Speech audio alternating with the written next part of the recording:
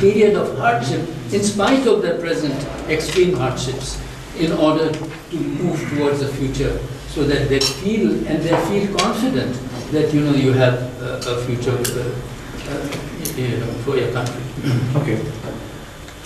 Thank you very much. Welcome, Salma. Thank you, sir. Thank you very much. And we are debating or trying to brainstorm how will Pakistan look like 5 to 10 years from Are now. we taking turns or we can speak at random? No, we're taking turns. And it's the maximum time available to everybody is 5 minutes to have to be compact. So, I just wanted to caution you on this. Did I go okay? It's okay. It's okay. Jesus. It means you did. Yes, sir. You're allowed. You're permitted. General Saab has very comprehensively, I think, summed up the situation. We can mix Urdu, English, both. There's no bar actually. Actually, my concern has been on 2 counts. General Saab mentioned militancy. Then we have to see the causes of militancy. I think as long as the Americans are there in Afghanistan, in our neighborhood, I think we cannot eradicate, we cannot pull out militancy from this society or from this country. Historical reasons are known to everybody. The cross-border infiltration from Afghanistan and then increasing militancy, religious extremism, all these things, they started coming to Pakistan after Afghan war of 80s, and then it continued in 90s with Taliban, rise of Taliban, and presently it is so much precarious situation that you are really scared of expressing any opinion about religion. The case of Salman Taseer is before us.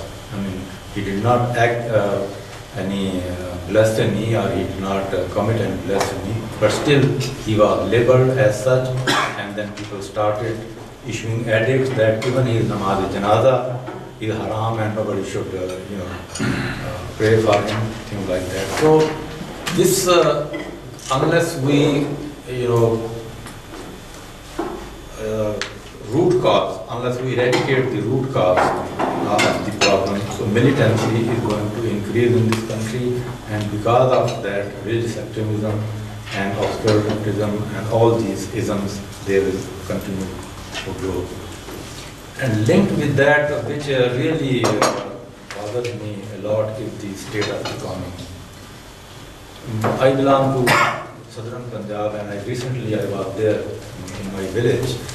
Believe you me, that area used to be the most peaceful, most docile area in the whole of Pakistan, where Bihar. But now if you go there, you see the level of poverty there. There are no jobs available, there is no agriculture because the entire area is devoid of water.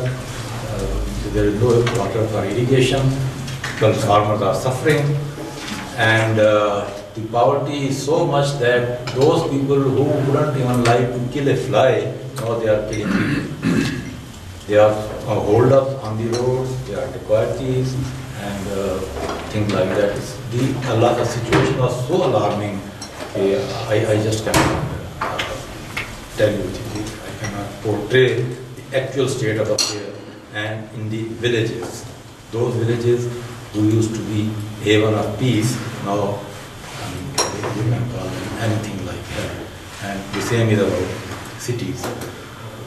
I mean, inflation we have been seeing. Now the price this week is so much, next week the price will be almost 50 rupees or 100 rupees. Recently they increased the price of ghee. My servant, he went to Bazaar and he told me the can of 2.5 kilo was 355, now it is 455 within 1 day. And after that they increased 20 rupees further. So that is making the life of people more miserable. And people are really now fed up, and they can go to any extent, loot, plunder, dacoity, theft, etc.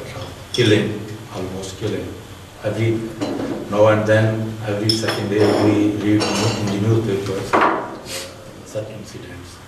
And I am afraid, God forbidding, I am seeing an Iranian-like situation 10 years down the line. If the state institution, with the government, and the biggest irony is that those people who matter, those who are at the helm of affairs, it appears that they don't have any, as Iqbal had said, वाय नादानी मताए कारवां जाता रहा, कारवां के दिल से एहसास ज़ियां जाता रहा. They don't even think of they have to do something. They are just having good time, good visits to United States, to United Kingdom and other parts of the world. So I mean, countries and societies are not run like that. So this is my appraisal of the situation that Pakistan will be 5 or 10 years down the line. Okay. Thank you very much. Qazi sir, ये microphone off कर दीजिए.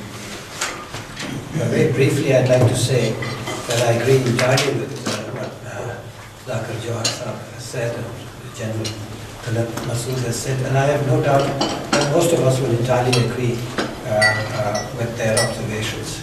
And we are likely to agree with the observations which other colleagues are going to make with regard to this subject of what is wrong with Pakistan, what needs to be done, and where we might be in 5 years' time if it's not been done. The whole question is, what do we actually do? And we are at a stage where, if we look at domestic policy, political and economic, we see disaster.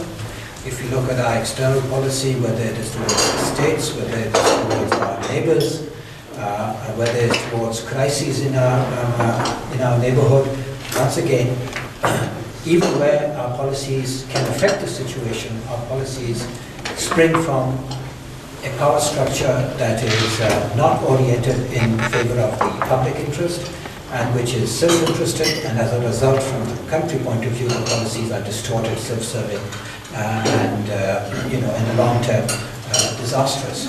So where do we, since we all have an idea, we can even agree, we could probably make a statement also. The problem is, who is listening, as Zakir Sahib said? Who cares? And it's now a case where if you're corrupt, nobody, you're not socially ostracized. If you are responsible for the death of the country in the next 5 years, no responsibility, because that is either the will of God or some larger sort of will at play. There is no accountability, no moral pressure, nothing on us, and we ourselves, the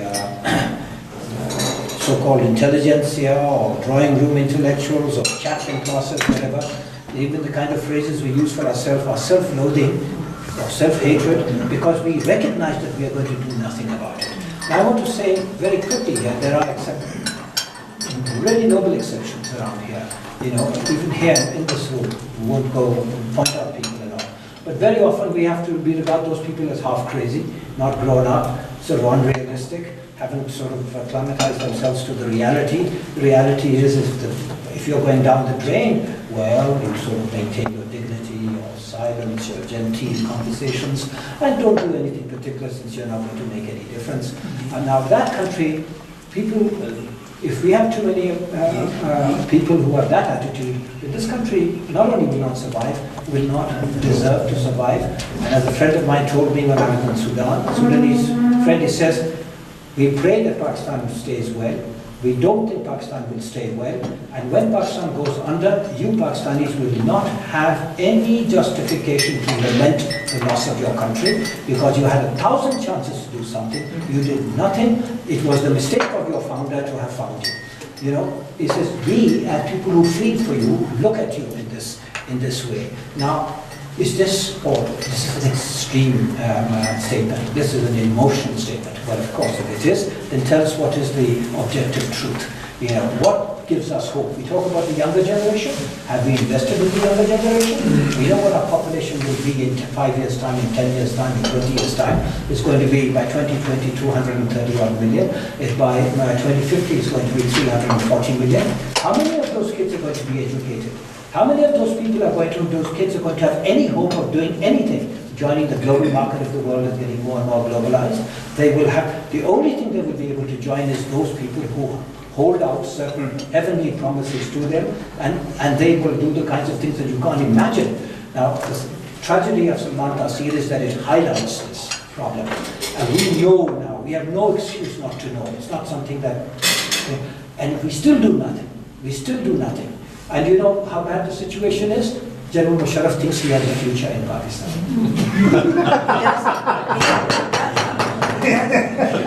Thank you very much.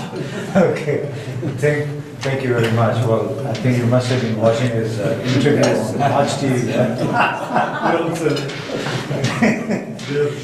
Ji Shehzad sir. Thank you. I, of course, agree with all that has been said, and I think that indicates the complete mess that Pakistan unfortunately is today. I look at, if I were to define Pakistan's current problems, and look at the state and the society, the state is going weaker by the day.